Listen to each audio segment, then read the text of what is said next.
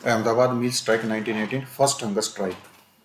ठीक है, पहली भूख हड़ताल की गई थी गांधी जी के द्वारा इस मिल हड़ताल के दौरान।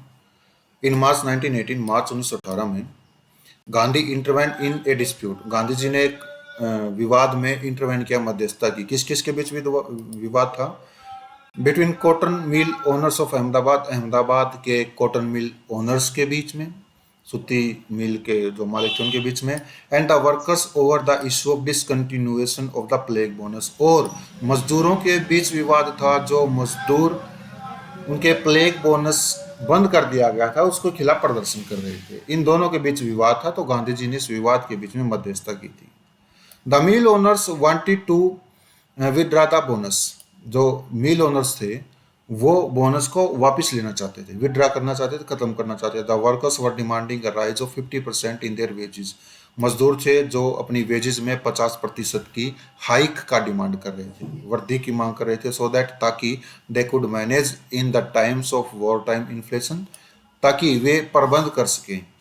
ठीक है, वॉर टाइम इन्फ्लेशन का प्रबंध कर सकें, which double the prices of food grain. जिस इन्फ्लेशन ने फूड ग्रेन के प्राइस को डबल कर दिया था, कपड़े के प्राइस को डबल कर दिया था, एंड अदर नेसेसिटीज, और दूसरी आवश्यक वस्तुओं के प्राइसेस को दोगुना कर दिया था, क्योंकि 1914 से 1918 तक फर्स्ट वर्ल्ड वॉर हुआ था।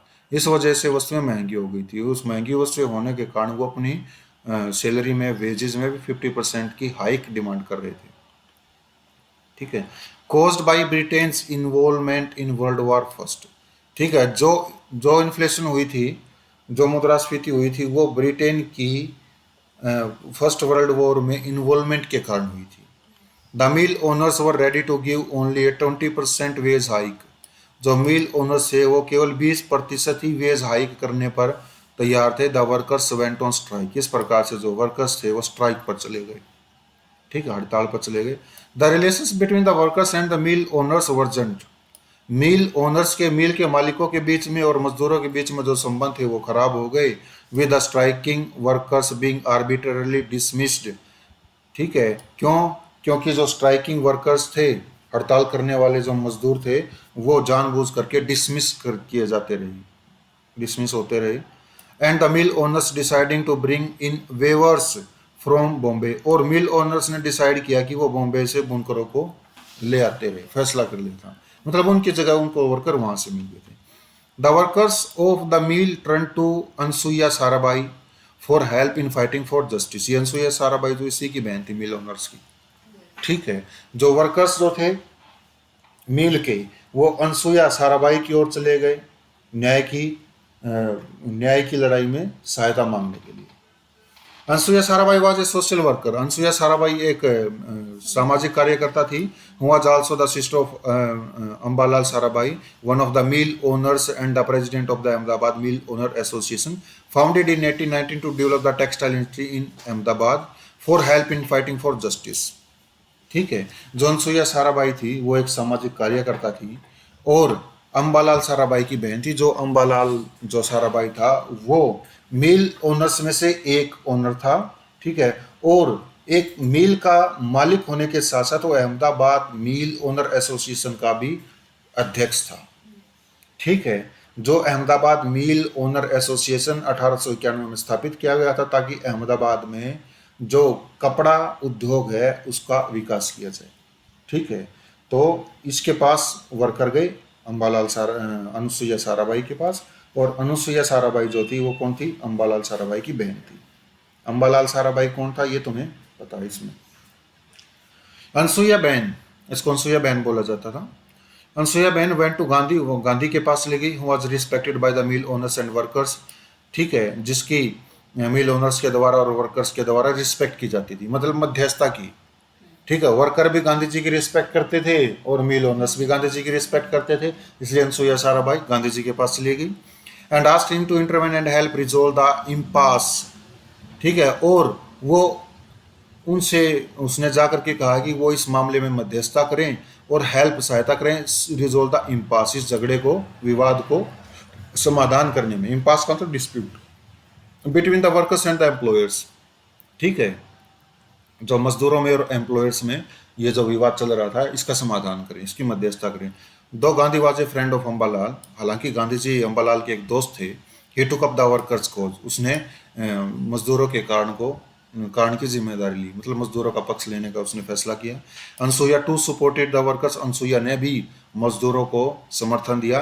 And was one of the chief lieutenants of Gandhi's, ठीक है, and was one of the chief lieutenants of Gandhi's. Anasuya जो थी उसने गांधी जी के मतलब वर्कर्स को क्या किया, सपोर्ट किया। और अनसुईया जो थी वो गांधी जी की मुख्य ल्यूटेनेंट्स बन गई थी। हम्म, कैसे ब्रैकेट में बता रखा है, इट वाज अनसुईया बैन, ये अनसुईया बैन ही थी, who went on later to form the Ahmedabad textile labour association in 1920, ठीक है। ये अनसुईया बैन ही थी जिसने 1920 में अहमदाबाद टेक्सटाइल लेबर एसोसिएशन की स्थापना की थी, तब वो उसकी ल्यूटेनेंट बन गई थी। Gandhi asked the workers to go on strike, Gandhi ji ने मजदूरों से कहा कि वो एक हड़ताल पर जाएं। एंड डिमांडेड 35% इंक्रीज, और वो अपनी वेजेस में 35% इंक्रीज की डिमांड करें इंस्टेड ऑफ 50%। 50% मांगने की बजाय उसने 20 बचाव कर लिया, और 15 तू बढ़ा दे, 15 तो हम कम हो जाओ, ठीक। वो 20% दे रहे थे, 20 बचाव किया, ठीक है। महात्मा गांधी तो 35 पर अड़े हुए हैं, वहां पर भी 35, वहाँ भी 35, ठीक है, 20 बचाव करते हैं, ठीक है। तो उसने गांधी जी ने मजदूरों से कहा कि ठीक है हड़ताल कर लो, लेकिन 20% वो दे रहे हैं तो तुम 35 मांग लो, वो 35 में उन लोगों को मना लो, 20 बचाओ। Gandhi advise the worker to remain non violent, Gandhi ji ने मजदूरों को सलाह दी कि वो अहिंसक रहें, वायलेंट स्ट्राइक जब वो हड़ताल पे हों। वे negotiations with mill owners did not progress, जब मिल ओनर्स के साथ कोई बातचीत में उन्नति नहीं हुई। He himself undertook a fast unto death, his first, उसने खुद भूख हड़ताल की, पहली हड़ताल थी उसकी, ठीक है। To strengthen the workers resolve, ताकि वर्कर्स का जो रिजोल्व है, जो दृढ़ निश्चय है, उसको मजबूती प्रदान हो। But the fast also had the effect of putting pressure on the mill owners, लेकिन जो ये हड़ताल थी, भूख हड़ताल जो थी, ये जो व्रत जो था, वो इसलिए रखा गया था कि उसका कोई प्रभाव पड़े, और उसका प्रभाव putting pressure on the mill owners के ऊपर प्रभाव डाले। फास्ट जो था वो finally agree to submit the issue to the tribunal, ठीक है, जो फाइनली एग्री हो गए कि वो इस इश्यू को एक ट्रिब्यूनल के पास लेकर के जाए, एक अधिकरण के पास लेकर के जाए, कोर्ट में। द स्ट्राइक वाज विड्रॉन, जो स्ट्राइक थी वो विड्रॉन हो गई, बंद हो गई। इन द एंड, अंत में the tribunal awarded the workers A 35% veg hike, जो ट्रिब्यूनल था उसने मजदूरों को 35% की बढ़ोतरी का अवार्ड दिया। अवार्ड दिया का मतलब उसने बताया, ठीक है, कि 35% हाइक इनको दिया जाएगा इनकी सैलरी में। ये थी अहमदाबाद मिल वर्कर्स स्ट्राइक, ठीक है, मिल मजदूर की हड़ताल। Any question? चंपारण के बाद आई है, और एक क्वेश्चन आया था प्रीलिम्स में कि rearrange the events in chronological order, उसमें खेड़ा सत्याग्रह, चंपारण, खेड़ा, ठीक है, ये आया हुआ था। खेड़ा सत्याग्रह 1918 फर्स्ट नॉन कोऑपरेशन, ये पहला नॉन कोऑपरेशन था, ठीक है, इसके बारे में पढ़ेंगे। बिकॉज ऑफ ड्रोट इन 1918, 1918 में सूखे के बावजूद, ठीक है, ड्रोट के बावजूद, द क्रॉप्स फेल्ड, फसलें बर्बाद होगी, खराब होगी। In Kheda district of Gujarat, Gujarat के खेड़ा जिले में। According to the revenue code, revenue code, revenue code क्या होता है, जैसे वो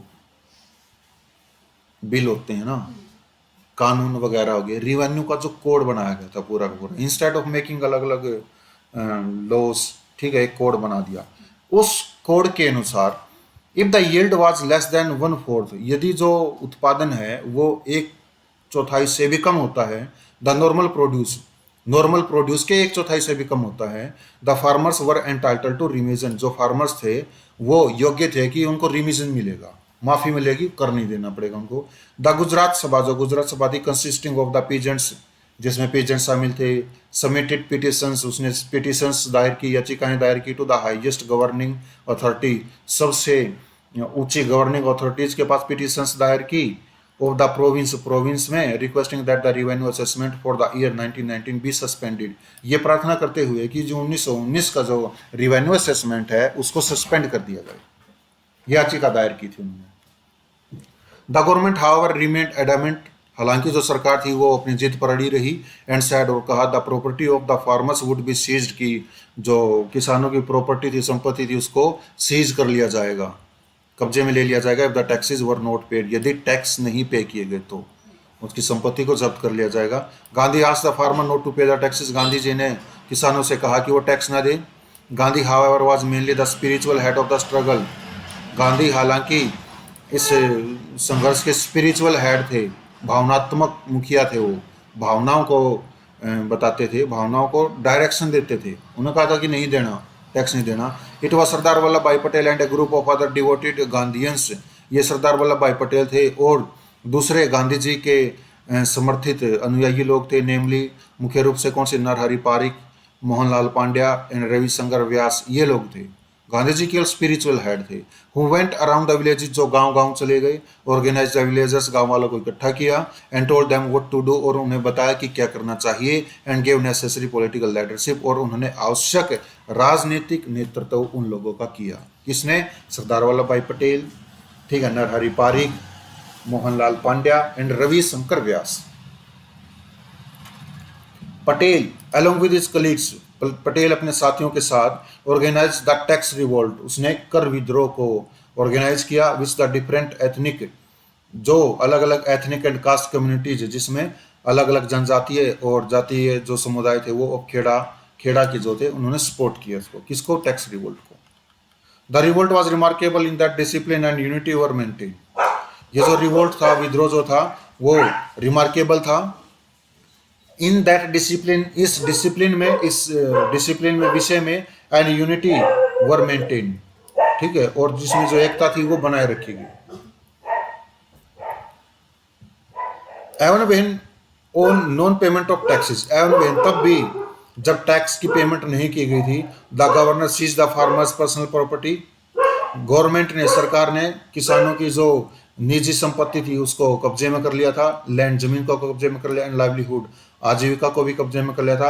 अ vast majority of Kheda's farmer did not desert Sardar Patel, फिर भी जो खेड़ा के किसानों की जो वास्ट मेजोरिटी थी, बहुतायत में बहुलता जो थी किसानों की, उसने सरदार पटेल को नहीं छोड़ा, फिर भी वो सरदार पटेल के साथ लगे रहे। Gujaratis in other parts who sympathised with the cause of the revolt helped by sheltering the relatives and properties of the protesting peasants, Gujarati जो थे दूसरे भागों में, उस भागों में नहीं, खेड़ा से अलग दूसरे भागों में, जिन्होंने सिंपैथाइज किया था, जिनकी भावनाएं थी with the cause of the revolt के साथ, कि हाँ ये लोग अच्छा रिवोल्ट कर रहे हैं, इनका साथ देना चाहिए, उनकी सहानुभूति थी। हेल्प्ड बाय शेल्टरिंग, उन्होंने सहायता की। कैसे कैसे? शेल्टरिंग करके। किसको शेल्टरिंग? शरण प्रदान करके। द रिलेटिव्स, रिश्तेदारों को, and property of the protesting peasants, और पीजेंट्स की प्रॉपर्टीज को शेल्टरिंग करके, शरण दे करके। पीजेंट्स की प्रॉपर्टीज क्या? उनके बैल, उनकी गाड़ी, उनका सामान, उनकी प्रॉपर्टीज को शेल्टर करके उनकी सहायता की थी। Those Indians who sought to buy, वो इंडियंस जिन्होंने कोशिश की टू बाई, खरीदने की, द कन्फिस्केटेड लैंड्स, ठीक है, जब्त की गई भूमि को, वर सोशली ऑस्ट्रासाइज्ड, उन्हें सोशली ऑस्ट्रासाइज कर दिया गया, सामाजिक रूप से बहिष्कार किया गया उनका। अल्टीमेटली, अंत में, the government sought to bring about an agreement with the farmers, सरकार ने कोशिश की कि वो किसानों के साथ एक समझौता करे। It agree to suspend the tax, वो सहमत हो गई कि वो टैक्स को रोक देगी। For the year in question, ठीक है, जो साल क्वेश्चन में था, मतलब कि जिस साल का टैक्स खत्म सस्पेंड करना था, उसको सस्पेंड करने के लिए सरकार राजी हो गई थी। एंड फॉर द नेक्स्ट, लेकिन अगले साल के लिए, reduce the increase in rate, उसने रेट में इंक्रीज को नहीं किया, मतलब रेट इंक्रीज कर दिया, कम कर दिया, मना कर दिया था। And return all the confiscated property, और सारी जो प्रॉपर्टी कन्फिस्केटेड की गई थी वो लौटा दी थी, ठीक है। The struggle at Kheda brought a new awakening among the peasantry, ठीक है, किसानों के या किसान वर्ग में जो खेड़ा का संघर्ष था, वो एक नई जागरूकता लेकर के आया। They became aware that they would not be free, वे जागरूक हो गए कि वे आज़ाद नहीं थे ऑफ इनजस्टिस, अन्याय से, एंड एक्सप्लॉयटेशन, और शोषण से। किसानों को पता चल गया था कि वो शोषण से और अन्याय से आज़ाद नहीं थे, अनलेस, जब तक आज़ाद नहीं होंगे वो, जब तक, एंड अनटिल, और यदि नहीं, their country achieved complete independence, जब तक उनका देश पूरी तरह से इंडिपेंडेंस प्राप्त नहीं कर लेगा, तब तक वे लोग अन्याय से और शोषण से आज़ाद नहीं होंगे। ये जागरूकता उन लोगों में आ गई थी, खेड़ा के लोगों में। Gains from Champaran, Ahmedabad and Kheda. Champaran से, अहमदाबाद से और खेड़ा से क्या क्या प्राप्तियां हुई उसके बारे में देखो। Gandhi demonstrated to the people the efficacy of his technique of satyagraha. Gandhi ji ने अपनी जो टेक्निक थी सत्याग्रह की, उसकी जो कार्य कुशलता है, उस कार्य कुशलता का लोगों के सामने प्रदर्शन किया कि ये टेक्निक कितनी काम करती है। He found his feet among the masses. उसने पाया अपने आप को अमंग द मासेज, मासेज में, पब्लिक में, and came to have a surer understanding of the strengths and weaknesses of the masses. और उसे पता चल गया था कि जनता की क्या ताकत है और क्या जनता की कमी है, समझ गया था वो। ही एक्वायर्ड रिस्पेक्ट, उसको रिस्पेक्ट प्राप्त हुई, and commitment of many specially the youth, और विशेष रूप से युवा लोगों की कमिटमेंट भी प्राप्त हुई, वचनबद्धता भी उसको मिली थी। रोलेट एक्ट सत्याग्रह, जलियांवाला बाग में सहकर।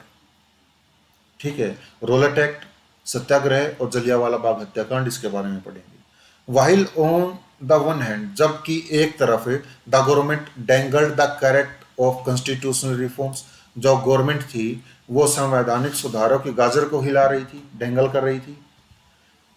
दो ऑफ एन अनसेटिस्फैक्ट्री ऑर्डर, हालांकि वो एक असुविधा, असंतोषजनक ऑर्डर था कॉन्स्टिट्यूशनल रिफॉर्म से, उससे कोई संतोष नहीं हुआ था। ऑन द अदर हैंड, दूसरी तरफ, it decided to arm itself with extraordinary powers, सरकार ने अपने आप को असाधारण शक्तियां प्रदान करने का फैसला कर लिया था। To suppress any discordant voice against the reforms, कोई भी असुविधाजनक आवाज जो रिफॉर्म्स के खिलाफ उठती है उसको दबाने की असाधारण शक्तियां अपने आप को देने का फैसला कर लिया। समझ में आ गया? The Rowlatt act, Rowlatt act क्या है? ठीक है, that was constituted by sir Sidney Rowlatt. Just 6 months before, केवल 6 महीने पहले, the Montford reforms were to be put into effect, केवल 6 महीने पहले ही जो मॉन्टेग्यू चेम्सफोर्ड रिफॉर्म्स थे उनको इफेक्ट में लाया गया था। ठीक है, लागू किया गया था। 2 bills were introduced, 2 bill introduce किए गए in the imperial legislative council. Imperial legislative council में 2 बिल इंट्रोड्यूस किए गए। ठीक है, 2 विधेयक शुरू किए गए। One of them was dropped, उनमें से एक जो विधेयक था वो ड्रॉप कर दिया गया, छोड़ दिया गया। बट द अदर, लेकिन जो दूसरा था विधेयक, an extension to the defence of India regulation act 1915, कौन सा विधेयक था वो एक एक्सटेंशन था, विस्तार था। किसका विस्तार था? Defence of India regulation act 1915। 1915 में जो defence of India regulation act आया था उसका क्या था? उसका वो एक विस्तार था, मतलब वैसा वैसा ही था। वाज पास्ड इन मार्च 1919, वो मार्च 1919 में पास किया गया। इट वाज व्हाट, यही था वो जो was officially called the anarchical and revolutionary crimes act. इसी को औपचारिक रूप से एनार्किकल और रिवॉल्यूशनरी क्राइम्स एक्ट कहा गया था, बट लेकिन popularly known as the Rowlatt act, इसको लोकप्रिय रूप से रोलेट एक्ट के रूप में जाना जाता था। लोग इसको रोलेट एक्ट कहते थे, रोलेट एक्ट के नाम से काफी ज्यादा प्रसिद्ध है, लेकिन ये जो था इसका पूरा नाम था anarchical and revolutionary crimes act, ये था इसका पूरा नाम। ठीक है, it was based on the recommendations made in the previous year, यह जो पिछले साल की गई सिफारिश थी उनके ऊपर आधारित था। To the imperial legislative council, imperial legislative council के को जो सिफारिश की गई थी किसके द्वारा? By the Rowlatt commission, Rowlatt commission के द्वारा, हेडेड बाय द ब्रिटिश जज सर सिडनी रोलेट, जो ब्रिटिश जज सर सिडनी रोलेट के द्वारा जिस कमीशन को हेड किया गया था उसके द्वारा, उसने जो लेजिस्लेटिव काउंसिल से सिफारिश की थी उसकी सिफारिशों के आधार पर यह बिल पास किया गया था। कौन कौन सी सिफारिश थी? To investigate the seditious conspiracy of the Indian people, भारतीय लोगों के द्वारा जो सेडिशस कंस्पिरेसी की गई है उनकी छानबीन करने के लिए थी। सेडिशस कंस्पिरेसी का मतलब ये होता है जो षड्यंत्र है, राजद्रोह के षड्यंत्र, ठीक है, उनके खिलाफ जो छानबीन की जा रही है, उनकी छानबीन के खिलाफ जो कार्रवाई की जा रही थी उस कार्रवाई के संदर्भ में जो जो रिकमेंडेशंस की गई थी सर सिडनी रोलेट के द्वारा, रोलेट कमीशन जिसने ऐड किया था, उन सिफारिशों के आधार पर यह कानून पास किया गया था, Rowlatt act. The committee had recommended, इस कमेटी ने सिफारिश दी थी कि एक्टिविस्ट जो सक्रियवादी हैं, शुड बी डिपोर्टेड, उनको दूर भेजा जाए और इम्प्रिजन या जेल में डाला जाए विदाउट ट्रायल फॉर 2 years, बिना किसी मुकदमे के 2 साल तक जेल में डाला जाए। And that even possession of seditious newspaper, और जो राजद्रोही अखबार हैं उनको भी पोजेशन में लिया जाए, would be adequate evidence of guilt, वो इस अपराध के लिए काफी ज्यादा महत्वपूर्ण एविडेंस होंगे। समझ में आया? मतलब कोई भी अखबार है उसमें अगर राजद्रोह दिखाई दे रहा है किसी न किसी तरीके से, तो जो उसका संपादक है उस संपादक को 2 साल के लिए जेल में डाला जाएगा, और बिना किसी मुकदमे के। बिना किसी मुकदमे का मतलब उसको वकील भी नहीं मिलेगा, वकील मिलेगा तो मुकदमा ही मिल जाएगा। ना कोई वकील, वकील नहीं है तो कोई दलील भी नहीं है, ना कोई वकील ना कोई दलील, और कोई दलील भी नहीं है, कोर्ट का मैटर ही नहीं है तो कोई अपील भी नहीं है। इसलिए इस कानून को न कोई दलील, न कोई अपील, न कोई वकील, ये बोला गया। काला कानून भी बोला गया इसको।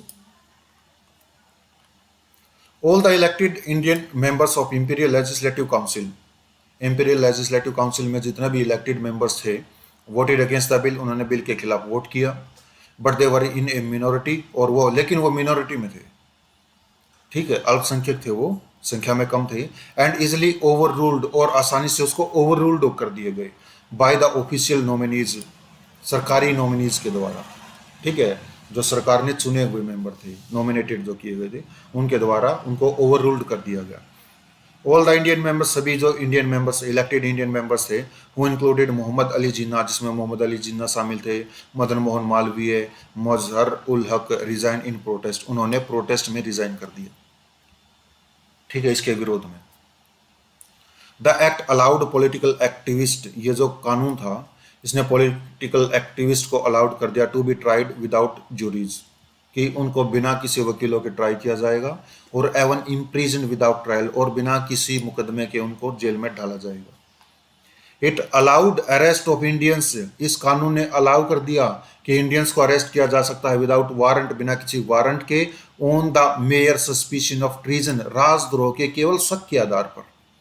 ट्रीजन मतलब सेडिशन, ठीक है।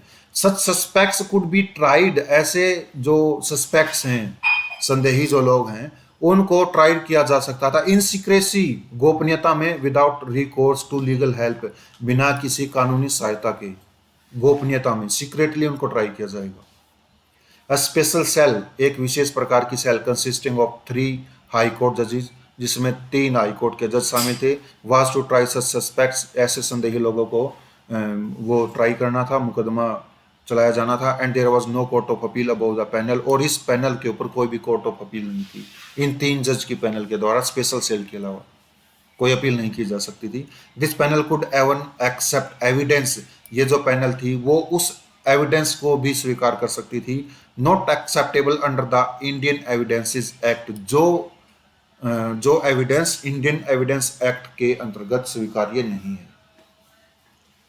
इंडियन एविडेंस एक्ट का पता है क्या? I have a book about Indian Evidence Act in my library at home. I will show you tomorrow. The law of habeas corpus, जो habeas corpus का जो लॉ था, on the basis of civil liberty, जो नागरिक स्वतंत्रता, नागरिक आजादी का आधार था, habeas corpus was sought to be suspended, उसको सस्पेंड किया जाना था। कितनी बड़ी बात है ये, habeas corpus को सस्पेंड किया जाना। What do you mean by habeas corpus? What do you mean by habeas corpus?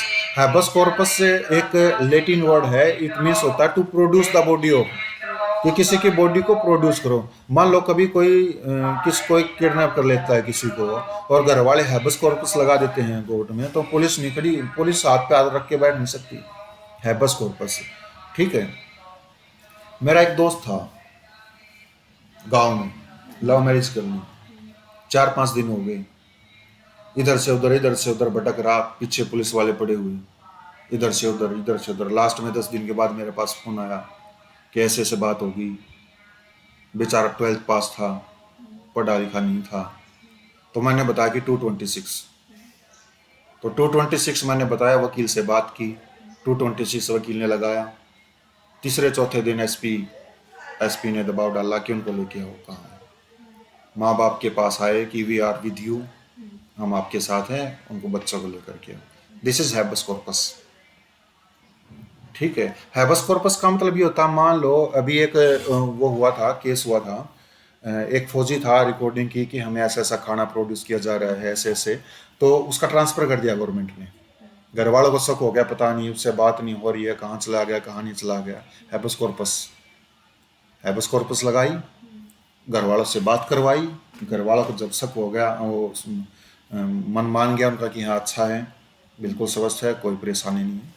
ये होती है हैबस कॉर्पस। इस हैबस कॉर्पस को भी इस रोलेट एक्ट के अकॉर्डिंग सस्पेंड किया जाना था। सस्पेंड करने का मतलब बाल गंगाधर तिलक को पकड़ लिया, मान लो मांडले जेल में डाल दिया 6 महीने के लिए, पता चला नहीं किसी को कि कहाँ है कहाँ नहीं है। हैबस कॉर्पस भी नहीं लगा सकते थे पेरेंट्स की कहाँ गया।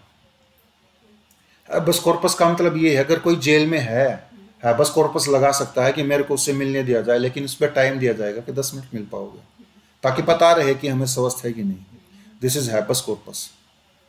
ठीक है, आए दिन न्यूज़पेपर में आती रहती है हैबस कॉर्पस। ठीक है, ये रिट होती है, जो आर्टिकल 226 के अकॉर्डिंग और आर्टिकल 32 के अकॉर्डिंग जो रिट जारी की जाती है, उसमें सबसे पहले रिट हैबस कॉर्पस होती है। हैबस कॉर्पस, ठीक है, प्रोहिबिशन, सर्टियोरेरी, मैंडामस, 5 प्रकार की रिट्स होती हैं। The object of government was to replace the repressive. जो सरकार का उद्देश्य था, वो क्या उद्देश्य था कि वो बदल दे किसको, repressive provisions of the war time defence of India act 1915, कि डिफेंस ऑफ इंडिया एक्ट 1915 के जो रिप्रेसिव प्रोविजंस है उनको बदल दिया जाए। किसके द्वारा? बाय ए परमानेंट लॉ, एक स्थायी कानून के द्वारा। So the war time restrictions, इसलिए जो वार टाइम रिस्ट्रिक्शंस थे, युद्ध के दौरान जो बाधाएं या रिस्ट्रिक्शंस, प्रतिबंध लगाए गए थे on freedom of speech and assembly, freedom of speech पर और असेंबली पर जो प्रतिबंध लगाए गए थे, वर री इम्पोज इन इंडिया, वो भारत में री इम्पोज किए जाने थे। There was strict control over the press, press पर सख्त नियंत्रण किया गया था। And the government was armed, और गवर्नमेंट को आर्म कर दिया गया था, एक हथियार दे दिया गया था, with a variety of powers, जिसमें बहुत सारी ताकतें दी गई थी, to deal with anything the authorities choose, वो किसी भी चीज के साथ डील कर सकती थी जिसको अथॉरिटी चूज करें। टू कंसिडर एज टेररिज्म, जिसको वो टेररिज्म मानती थी, और रिवोल्यूशनरी टैक्टिक्स, या उनको क्रांतिकारी टैक्टिक्स मानती थी, क्रांतिकारी कुछ भी हो। ठीक है, गवर्नमेंट के पास इतनी पावर आ गई थी। ठीक है, वो चाहते थे डिफेंस ऑफ इंडिया एक्ट 1915 को बदल दिया जाए, और 1915 डिफेंस ऑफ इंडिया एक्ट युद्ध के दौरान लागू किया गया था। इसमें फ्रीडम ऑफ स्पीच और असेंबली को प्रतिबंध कर दिया गया था। Freedom of speech and assembly comes under article 19 of our Indian constitution presently. ठीक है, satyagraha against the Rowlatt act, first mass strike, पहली पब्लिक स्ट्राइक हुई थी, सत्याग्रह। ठीक है, किसके खिलाफ? रोलेट एक्ट के खिलाफ। Just when the Indians expected a huge advance towards self rule, केवल तभी जब भारतीयों को ये उम्मीद हो गई थी कि उन्होंने बहुत ज्यादा प्रगति कर ली है स्वराज की तरफ, एज ए रिवार्ड, एक रिवार्ड के रूप में, for their contribution to the war, युद्ध में उसके सहयोग के रिवार्ड के रूप में स्वराज के लिए बहुत ज्यादा प्रगति कर ली है। दे वर गिवन द मोट फॉर रिफॉर्म्स, उन्हें मोट फॉर रिफॉर्म्स दिए गए, with its very limited scope, बहुत ही कम लिमिटेड स्कोप्स में, सीमित स्कोप में दिए गए थे। And the shockingly repressive Rowlatt act, और काफी ज्यादा हतोत्साहित कर देने वाला, सदमे में डालने वाला, शोषण करने वाला रोलेट एक्ट उनको दिया गया। ठीक है, क्यों दिया गया? क्योंकि उन्होंने युद्ध में सहायता की ब्रिटेन की। सोच देखो ब्रिटेन के लोगों की, अंग्रेजों की, वो अंग्रेजों की सहायता कर रहे हैं युद्ध में, ताकि उनको कोई मतलब उनकी हार ना हो। ठीक है, और ये अंग्रेज क्या कर रहे हैं? उन्हीं लोगों को रोलेट एक्ट प्रोवाइड कर रहे हैं। बहुत शर्म की बात थी अंग्रेजों के लिए। जो इंसान उनकी सहायता कर रहा है उसी को खा रहे हैं, चूस रहे हैं उसको। Not surprisingly the Indians felt betrayed, इसमें कोई संदेह की बात नहीं है, आश्चर्य होने की बात नहीं है कि भारतीय लोगों ने धोखेबाजी महसूस की कि उनके साथ धोखा किया गया है। मोर सो, इसके अतिरिक्त, सो गांधी, ऐसा ही गांधी ने भी महसूस किया था, who had been at the forefront in offering cooperation in the British war effort, जो ब्रिटिश लोगों की सहायता करने के लिए सबसे आगे रहे थे। ऐसे भी गांधी जी ने महसूस किया था कि हम तुम्हारी सहायता करने के लिए युद्ध में आगे रहे हैं और तुम हमारे साथ धोखा कर रहे हो। गांधी जी ने भी महसूस किया था। And who had even offered to encourage recruitment of Indians into the British Indian forces, और वो गांधी जिसने यह भी पेशकश की थी कि वो ब्रिटिश इंडियन फोर्सेज में इंडियंस को रिक्रूट कर देंगे, भर्ती करेंगे। भर्ती करनी हो तो भर्ती कर लो। गांधी जी देखो एक कदम आगे। ठीक है, जो और दूसरे थे नेशनलिस्ट एक्टिविस्ट जो थे, स्वराज्यवादी कह सकते हैं उनको, वो क्या कह रहे थे, हम नहीं साथ देंगे ब्रिटेन का युद्ध में।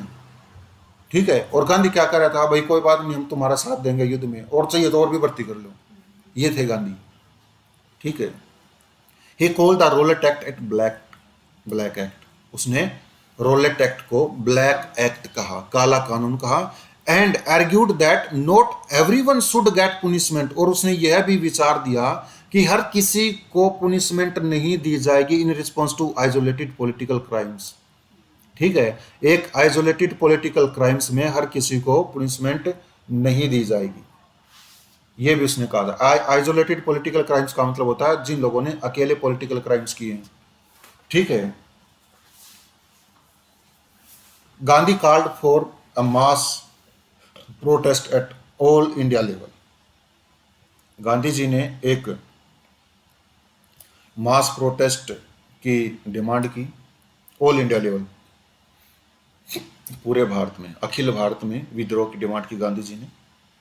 बट सुन, लेकिन जल्द ही, having seen the constitutional protest met with ruthless repression. ये देख करके कि ये जो संवैधानिक विद्रोह है उसको रूथलेस रिप्रेशन के द्वारा रिप्रेशन किया गया, मतलब उसको निर्दयतापूर्वक दबाया गया है। गांधी ऑर्गेनाइज सत्याग्रह सभा, गांधी जी ने सत्याग्रह सभा का ऑर्गेनाइज किया, लगाई।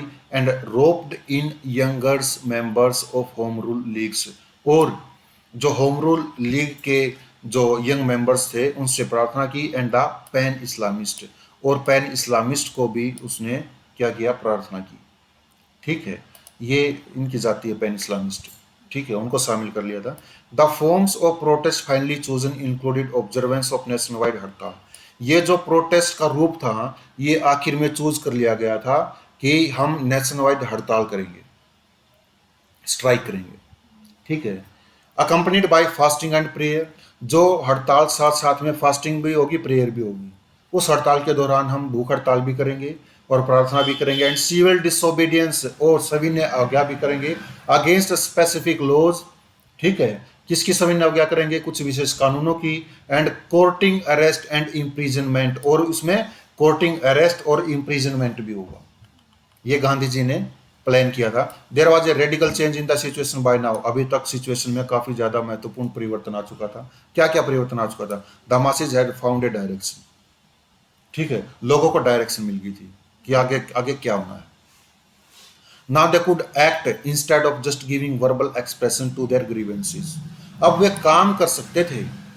ठीक है, किसके बजाय काम कर सकते थे, अपने दुखों को एक्सप्रेस करने की बजाय वो काम कर सकते थे अपने दुखों को दूर करने के लिए। ठीक है, मतलब पिटिशंस के अलावा कुछ और कर सकते थे। पिटिशंस में क्या करते थे, verbal expression of their grievances, वो पिटिशन ही करते थे। अब वो एक्ट भी करेंगे, इसके अलावा भी कुछ और करेंगे, उनको काम मिल गया था।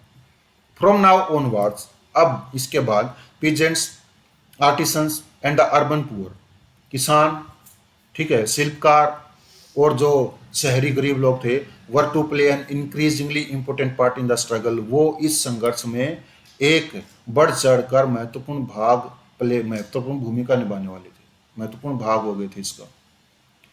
Orientation of national movement, national movement की जो ओरिएंटेशन थी, turn to the masses permanently, वो परमानेंटली मासेस की ओर मुड़ गई थी, चली गई थी। ओरिएंटेशन का मतलब होता है उदय होना।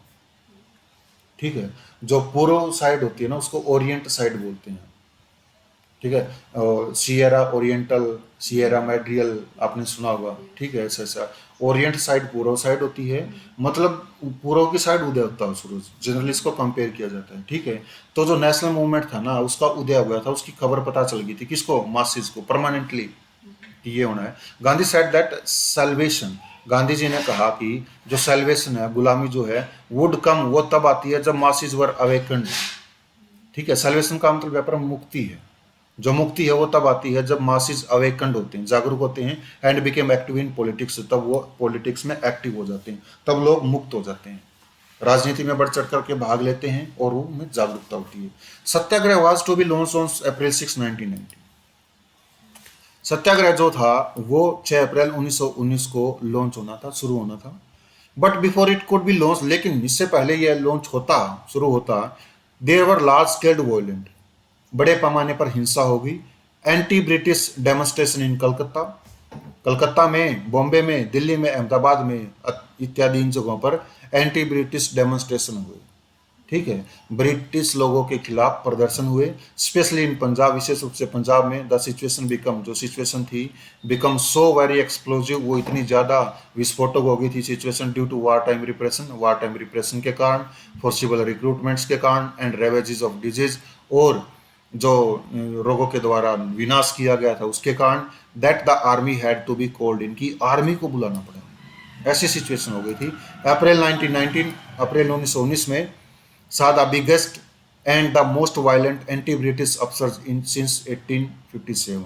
अप्रैल 1919 में सबसे बड़ा और सबसे हिंसक एंटी ब्रिटिश अपसर्ज, अपसर्ज का मतलब विद्रोह देखा गया सिंस 1857, 1857 के बाद।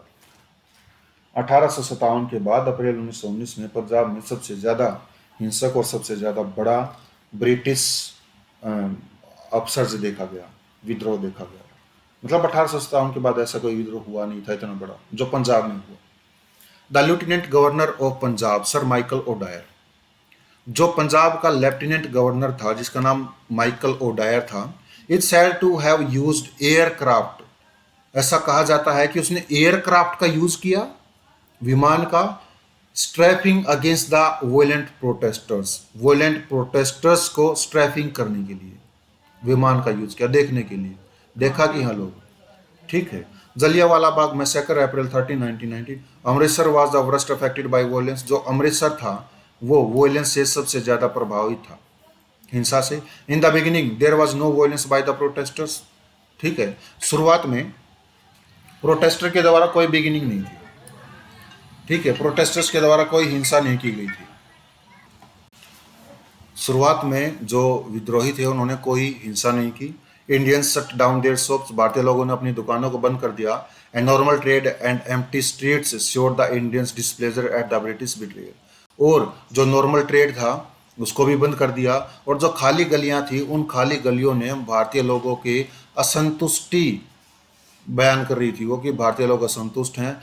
किससे असंतुष्ट हैं, किससे नाखुश हैं? ब्रिटिश बिट्रेयल, जो ब्रिटिश लोगों ने धोखेबाजी की उसके खिलाफ उनकी जो नाखुशी है वो जाहिर कर रही थी। क्या? खाली गलियां, बंद दुकानें, ट्रेड बंद हो गए। उन अप्रैल 9 को टू नेशनलिस्ट लीडर्स, जो राष्ट्रवादी, दो राष्ट्रवादी नेताओं को, Saifuddin Kitchlew and doctor Satyapal were arrested, उनको गिरफ्तार कर लिया गया by the British officials, British officials के द्वारा, अंग्रेजी अधिकारियों के द्वारा, विदाउट एनी प्रोवोकेशन, बिना किसी प्रोवोकेशन के, बिना किसी भड़कावे के गिरफ्तार कर लिया। एक्सेप्ट दैट, केवल इसके सिवाय they had address protest meetings की, उन्होंने प्रोटेस्ट मीटिंग्स को एड्रेस किया था, संबोधित किया था। And taken to some unknown destinations, और उनको किसी अननोन डेस्टिनेशन पर ले जाया गया। This cause resentment among the Indian protesters, यह इंडियन प्रोटेस्टर्स के बीच बेचैनी का कारण बनी। Who came out in thousands on April 10, जो अप्रैल 10 को हजारों की संख्या में बाहर आए, to show their solidarity with their leaders, अपनी निष्ठा को इन लीडर्स के प्रति दिखाने के लिए लोग बाहर आ गए थे। Soon the protest turned violent, इस जल्दी ही जो विद्रोह था वो हिंसात्मक हो गया, बिकॉज, क्योंकि the police resorted to firing, क्योंकि पुलिस ने फायरिंग का सहारा लिया, इन विच, जिसमें some of protesters were killed, जिसमें कुछ विद्रोही मारे गए। टेंशंस रैन हाई, टेंशन और ज़्यादा बढ़ गई, तनाव और ज़्यादा बढ़ गया। In the riot that followed, इसके बाद जो विद्रोह हुआ, 5 Englishmen were reported to have been killed and Marcella Sherwood, ठीक है, 5 जो अंग्रेज थे बताए गए कि वो मारे गए, और जो मर्सेला श्रूड थी, एन इंग्लिश वुमेन मिशनरी, वो एक इंग्लिश वुमेन मिशनरी थी, गोइंग ऑन ए बाइसिकल पर जा रही थी, वाज बीटन अप, उसको पीट दिया गया। ट्रूप्स वर सेंट इमीडिएटली, सेना जल्दी से भेज दी गई, टू क्वेल द डिस्टर्बेंसेज, इस डिस्टर्बेंसेज को क्वेल करने के लिए, शांत करने के लिए। Brigadier general Reginald Dyer, general Dyer जो ब्रिगेडियर था, was the senior British officer, वो सीनियर ब्रिटिश ऑफिसर्स थे, with the responsibility to impose martial law, जिसके पास ये रिस्पॉन्सिबिलिटी थी कि वो मार्शल लॉ को इम्पोज कर सकते थे, एंड रिस्टोर ऑर्डर, और ऑर्डर रिस्टोर कर सकते थे। इस जिम्मेवारी के साथ ब्रिटिश को भेजा गया। बाय देन, तब तक the city had return to calm. तब क्या पूछ रहे हो? मार्शल लॉ, मार्शल लॉ सैनिक कानून होता है, सेना का कानून चलेगा, नॉर्मल कानून नहीं चलेगा। अब सेना आएगी अपने कानून से निपटेगी, वो मार्शल लॉ होता है, ठीक है। By then the city had return to calm, तब तक जो सिटी था, शहर जो था, वो शांति में लौट चुका था, शांति हो गई थी। एंड द प्रोटेस्ट, और जो प्रोटेस्ट था, that were being held were peaceful, जो प्रोटेस्ट किए जा रहे थे वो पीसफुल प्रोटेस्ट हो चुके थे, कोई विद्रोह नहीं हो रहा था। डायर हाउएवर, डायर जो था, और हालांकि इश्यूड ऑफ प्रोक्लेमेशन, उसने एक घोषणा इश्यू कर दी, घोषणा जारी करी ऑन अप्रैल 13, अप्रैल 13 को, विच वाज आल्सो बैसाखी, जिस दिन बैसाखी भी होती है 13 अप्रैल को। Forbidding people from living the city, जिस घोषणा में लोगों को मना किया जा रहा था कि वो सिटी को ना छोड़ें, शहर से बाहर ना जाएं, विदाउट ए पास, बिना किसी पास के, एंड फ्रॉम ऑर्गेनाइजिंग डेमोन्स्ट्रेशन और प्रोक्लेमेशन, और वो दूर रहें डेमोन्स्ट्रेशन के, प्रोसेस के, और असेंबलिंग इन ग्रुप्स और मोर देन 3, और 3 लोगों से ज़्यादा के ग्रुप को ना बनाएं। मतलब पास होना जरूरी है, पास के बिना कहीं नहीं कुछ होगा। ऑन बैसाखी डे, बैसाखी के दिन, large crowd of people mostly from neighbouring villages, ठीक है, आसपास के गांव से जो लार्ज क्राउड थी, लोगों की बहुत बड़ी भीड़, वो इकट्ठा होनी शुरू हो गई थी। Unaware of the prohibitory orders, उन्हें पता नहीं था कि जनरल डायर ने प्रोहिबिटरी ऑर्डर्स पास कर रखे हैं। इन द सिटी, शहर में, गैदर्ड, इकट्ठा हो गए, इन द जलियांवाला बाग, जलियांवाला बाग में, a popular place for public events, जो पब्लिक इवेंट्स का एक लोकप्रिय स्थान था। To celebrate the Baisakhi festival, Baisakhi के फेस्टिवल को सेलिब्रेट करने के लिए इकट्ठा हो गए। Local leaders had also called for A protest meeting at the venue, इस स्थान पर जो स्थानीय नेता थे, उस मीटिंग में वो मतलब बुलाए गए थे, ठीक है, मीटिंग की प्रोटेस्ट करने के लिए, मीटिंग में प्रोटेस्ट करने के लिए लोकल लीडर्स को बुलाया गया था। It is not clear how many in the 20,000 old people, यह स्पष्ट नहीं था कि इस 20,000 ओल्ड पीपल में, 20 लोगों में कलेक्टेड जो इकट्ठा हुए थे, देयर वर पॉलिटिकल प्रोटेस्ट, की पॉलिटिकल प्रोटेस्टर्स थे या नहीं थे, but the majority were those, लेकिन इनमें बहुत संख्या में वो लोग थे who had collected for the festival, जो फेस्टिवल के लिए इकट्ठा हुए थे। मीनवाइल, इसी बीच, the meeting had gone on peacefully, जो मीटिंग थी पीसफुली जा रही थी। एंड 2 रिजोल्यूशंस, और 2 रिजोल्यूशंस, ठीक है, 2 रिजोल्यूशन पास किए गए। एक तो ये calling for the repeal of Rowlatt act, कि रोलेट एक्ट को रिपील किया जाए, ठीक है, निरस्त किया जाए, ये रिजोल्यूशन उसमें पास किया गया। एंड द अदर, और दूसरा रिजोल्यूशन जो था, condemning the firing on April 10, जो 10 अप्रैल को फायरिंग की गई, जिसमें कुछ लोग मारे गए थे प्रोटेस्टर्स, उसकी निंदा की गई थी, हैड बीन पास्ड, ये रिजोल्यूशन पास किए गए। It was then the brigadier general Dyer, ऐसा इस घटना पे तभी ब्रिगेडियर जनरल डायर जो थे, arrived on the scene with his man, अपने लोगों के साथ वो इस सीन पर आ पहुंचे थे। The troops surrounded the gathering, troops ने गैदरिंग को, भीड़ को घेर लिया, under orders from general Dyer, general Dyer के ऑर्डर्स के तहत, मतलब जनरल डायर ने ऑर्डर दिया जाता कि इसको घेर लो। And block the only exit point, और एकमात्र एग्जिट पॉइंट को ब्लॉक कर लिया।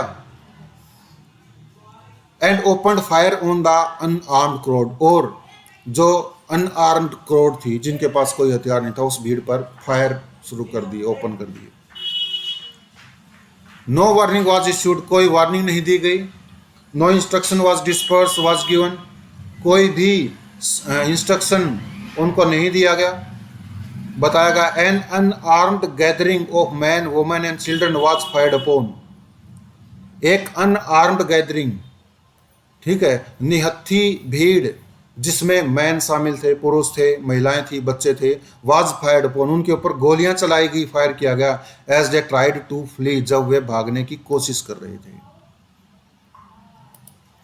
According to the British Indian sources, British Indian sources के अनुसार 379 वर आइडेंटिफाइड डाइड, 379 लोग आइडेंटिफाई किए गए कि उनको मार दिया गया एंड अप्रोक्सीमेटली 1100 वर वाउंडेड, और लगभग 1100 लोग घायल हो गए थे। The Indian national Congress on the other hand, दूसरी तरफ जो भारतीय राष्ट्रीय कांग्रेस थी, एस्टिमेटेड मोर देन 1500 वर इंजर्ड, उसने अनुमान लगाया कि लगभग 1500 से ज़्यादा लोग इंजर्ड हो गए थे एंड अप्रोक्सीमेटली, और लगभग 1000 वर किल्ड, लगभग 1000 लोग मारे गए थे। Is it clear? Any question? But it is precisely known, लेकिन यह बहुत अच्छी तरह से ज्ञात है दैट की 1650 बुलेट्स की 1650 गोलियां वर फायर्ड इनटू द क्राउड, वो भीड़ में चलाई गई थी। ठीक है, जहां तक मुझे पता है, एक्स्ट्रा इन्फॉर्मेशन, 10 मिनट में 1600 राउंड गोलियां चलाई गई। 10 मिनट। कुआं था, उसमें 90 लोग मारे गए और एक छोटा सा लड़का कुएं की आड़ में देख रहा था, पापा पापा। ठीक है, उसने जनरल डायर को देख लिया कि ये जनरल डायर है, पापा नहीं है। हत्याकांड हो गया। 24 साल का हुआ वो लड़का, 24-25 साल का, लंदन चला गया गीता लेकर के हाथ में। उस गीता में बंदूक, पार्टी हो रही थी, कनपट्टी पे बंदूक लगाया जनरल डायर के, मारी गोली। उधम सिंह को पुलिस ले गई पकड़ करके। ठीक है, और पुलिस जब उसको पकड़ करके ले करके गई तो पुलिस ने पूछा कि तुम्हारा नाम क्या है? उसने क्या नाम बताया? मेरा नाम है राम, ऐसा ऐसा कुछ नाम उसने बताया। उधम सिंह ने बताया राम मोहम्मद खान, ऐसा ऐसा कुछ नाम उसने बताया कि मेरा नाम वो है। उधम सिंह जयंती मनाई जाती है इसके उसमें, एक उधम सिंह वो थे, जलियांवाला बाग हत्याकांड। 10 मिनट में 1600 राउंड गोलियों के चले थे, फायर हुए थे, इतने लोग मारे गए थे। ये जलियांवाला बाग हत्याकांड है। The incident was followed by uncivilised brutalities on the inhabitants of Amritsar. ये जो इंसिडेंट थी वो असभ्य ब्रूटलिटीज को फॉलो करके लेकर के आई अमृतसर के निवासियों के ऊपर। मतलब अमृतसर के निवासियों के ऊपर अत्याचार जो हुए वो असभ्य अत्याचार थे, सभ्य अत्याचार नहीं थे। ठीक है, जनरल डायर के बाद, इसके बाद जनरल डायर को सम्मान की तलवार भी दी गई थी। ये थे ब्रिटिश लोग कि आपने अच्छा किया।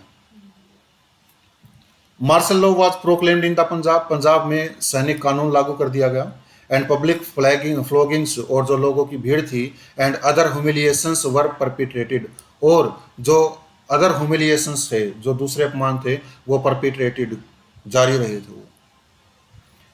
To take just one instance, एक उदाहरण को अगर हम लें, Indians were forced to crawl on their bellies, भारतीय लोगों को अपने पेट के बल रेंगने पर मजबूर किया गया था। डाउन द रोड पर, on which the English machinery had been assaulted, जिस रोड पर इंग्लिश मशीनरी को असोल्टेड किया गया था, हमला किया गया था, उसी रोड पर पेट के बल रेंगने पर मजबूर किया गया। The entire nation was stunned, पूरा का पूरा नेशन, राष्ट्र स्टंड हो गया था, आश्चर्यचकित हो गया, भौचक्का हो गया। Rabindranath Tagore renounced his knighthood in protest, Rabindranath Tagore ने अपनी नाइटहुड की उपाधि प्रोटेस्ट में त्याग दी। Gandhi gave up the title of Kaisar Hind, Gandhi ji ने केसर हिंद के टाइटल को त्याग दिया। बेस्टोड बाय द ब्रिटिश, जो ब्रिटिश लोगों के द्वारा उसे दिया गया था, for his work during the Boer war, Boer war में अपने काम के लिए, एंग्लो बोर वार। ठीक है, पढ़ोगे इसके बारे में भी। गांधी वाज ओवरवेल्म्ड, गांधी जी की तीव्र इच्छा हुई by the atmosphere of total violence के एटमोस्फेयर से, and withdrew the movement on April 18, 1919, और अप्रैल 18, 1919 को उसने इस आंदोलन को वापस ले लिया।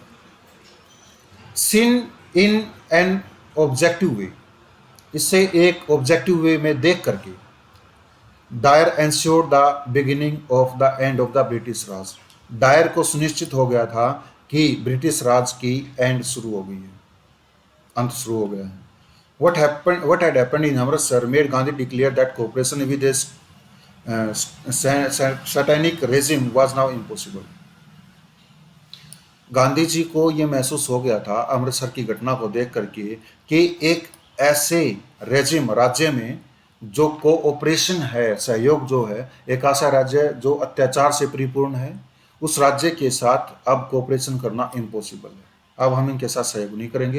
ही realise that the cause of the Indian independence, उसने महसूस किया कि इंडियन इंडिपेंडेंस का जो कोज है, जो कारण है, फ्रॉम ब्रिटिश रूल से, वाज मोरली राइटियस, वो नैतिक रूप से राइटियस था। मतलब जो हिंसा हो रही है, लोग अच्छे ढंग से, अच्छे कारण के लिए हिंसा कर रहे थे। The way to non cooperation movement was ready, वो जो रास्ता था नॉन कोऑपरेशन मूवमेंट का, वो रेडी हो गया था। तो नॉन कोऑपरेशन, अब हम कोऑपरेशन नहीं करेंगे सरकार के साथ। नॉन कोऑपरेशन क्यों? ये वही गांधी था जिसने ये कहा था कि हाँ युद्ध हो रहा है तो कोई बात नहीं, हम युद्ध में सहायता करेंगे ब्रिटेन की, और जरूरत पड़े तो और लोगों को बंदी वो रिक्रूट कर लो। वही गांधी है ये। अब इसको समझ में आ गया था कि नहीं, हमें कोऑपरेट नहीं करना चाहिए। क्यों? पहले नहीं कह रहे थे बाल गंगाधर तिलक हमने युद्ध में साथ देंगे, सुभाष चंद्र बोस नहीं कह रहा था, फिर भी उसने किया। ठीक है, अब इसको पता चल गया था कि नॉन कोऑपरेशन। अब क्या फायदा है उस नॉन कोऑपरेशन का जब युद्ध ही खत्म हो लिया। According to the historian APJ Taylor, इतिहासकार एपीजे टेलर के अनुसार, Jallianwala Bagh massacre was the decisive movement when Indians were alienated from British rule. Jallianwala Bagh हत्याकांड एक निर्णायक पल था जब इंडियंस को, भारतीय लोगों को ब्रिटिश रूल से आज़ादी मिलनी चाहिए। The events of 1919 were to shape Punjab politics of resistance, जो 1919 की इवेंट्स थी उसने पंजाब की जो राजनीति है, उसके रेजिस्टेंस की राजनीति, उसको शेप प्रदान करनी थी। Bhagat Singh was just 11 at that time of the Jallianwala Bagh massacre. Bhagat Singh केवल 11 साल का था जब जलियांवाला बाग हत्याकांड हुआ। ठीक है, 1902 में जन्म हुआ था शायद, या 1907 में जन्म हुआ होगा, 1919 और 7, 8, 9 में, या 10, 11, 7 सुद के करीब उसका हुआ था। लायलपुर में जन्म हुआ था उसका। दयानंद एंग्लो वैदिक से उसने शिक्षा ग्रहण की थी लाहौर में। फॉर भगत सिंह भारत नौजवान सभा, भगत सिंह की जो भारत नौजवान सभा थी, the massacre was to act as a symbol, जो मैसेकर था वो एक संकेत के रूप में लेना था, that would help overcome the apathy. जो मैसेकर, जो सिंबल उसकी उदासीनता पर काबू पाने के लिए काफ़ी था, that came in the wake of, in the end of the non cooperation movement. जो अपैथी, जो उदासीनता नॉन कोऑपरेशन मूवमेंट के थ्रू उसके अंत होने पर आने वाली थी, उस उदासीनता के लिए जरूरी था। ये जो व्यूज हैं रविंद्रनाथ टैगोर के, एम के गांधी के, इनको पढ़ लेते हैं। पहले हम इसको देखते हैं, इसके बाद क्लास खत्म कर देंगे। Udham Singh who bore the name Ram Mohammad Singh Azad, ये बताया था। उधम सिंह जिसने राम मोहम्मद सिंह आज़ाद का नाम धारण किया था, लेटर असैसिनेटेड माइकल ओडायर, उसने बाद में माइकल ओडायर को मार दिया। द लेफ्टिनेंट गवर्नर, वो ही lieutenant governor who presided over the brutal British suppression of the 1919 protest in Punjab, जिसने पंजाब में 1919 के जो विद्रोह हो रहे थे उनको ब्रूटली सप्रेस किया था, दबाया था। Udham Singh was hanged in 1940 for his deed, Udham Singh को अपने इस काम के लिए फांसी दे दी गई 1940 में। His essays were return to India in 1974, 1974 में उसकी एसेज भारत में आई थी आज़ादी के बाद, 1974 में। और 1974 में जवाहरलाल नेहरू नहीं थे। ठीक है, मैं क्रिटिसाइज नहीं करूंगा किसी को। The enormity of the measures taken by the government, government के द्वारा जो मेजर्स लिए गए, कदम उठाए गए, वो इतने विशाल थे इन द पंजाब में, फॉर क्वेलिंग सम लोकल डिस्टर्बेंसेस, जो कुछ लोकल डिस्टर्बेंसेस को शांत करने के लिए, हैज विद ए र्यूड शोक। ठीक है, वो एक बहुत ही अभद्र शोक को लेकर के आए थे। रिवील्ड टू आवर माइंड्स, इस शोक को हमारे माइंड्स में रिवील कर दिया, ताज़ा कर दिया। The helplessness of our position as British subjects in India, हमारी भारत में ब्रिटिश लोगों की प्रजा होने के नाते हमारी जो हेल्पलेसनेस की स्थिति थी, उसको हमारे दिमाग में उसने क्या कर दिया, ताज़ा कर दिया था कि हम हेल्पलेस हैं, हम कुछ नहीं कर सकते। The very least that I can do for my country, सबसे कम से कम जो मैं अपने देश के लिए कर सकता हूँ, is to take all consequences upon myself, कि मैं सारे के सारे परिणाम अपने ऊपर लेता हूँ कि मेरे कारण ऐसा हुआ। In giving voice to the protest, इस विद्रोह को आवाज़ देने के लिए, of the millions of my countryman. ठीक है, मेरे देशवासी जो लाखों की संख्या में हैं, उनके विद्रोह को आवाज़ देने के लिए मैं अपने आप के ऊपर ही इसको कॉन्सिक्वेंसेस को लेता हूँ। Surprised into A dumb anguish of terror, मैं सरप्राइज्ड हूँ, मेरी ऐसी पीड़ा है डर की भय की जो एंग्विश जो डम्ब हो चुकी है, मैं बता नहीं पा रहा हूँ, इतना सरप्राइज्ड हूँ। द टाइम हैज कम, समय आ चुका है, when badges of honour make our shame, जो हमारे बैजेस हैं हमारे ओनर के, वो हमें सेम प्रोवाइड कर रहे हैं, श्रम दे रहे हैं। Glaring in the incongruous context of humiliation, जो ह्यूमिलिएशन के इनकॉन्ग्रुअस कॉन्टेक्स्ट में है, असंगत में है। मतलब बैजेस ऑफ ऑनर कौन सा, रविंद्रनाथ टैगोर को जो उपाधि दी गई थी नाइटहुड की, वो बैजेस ऑफ ऑनर था, और शर्म आ रही है उसको बैजेस ऑफ ऑनर को, उसने त्याग दिया।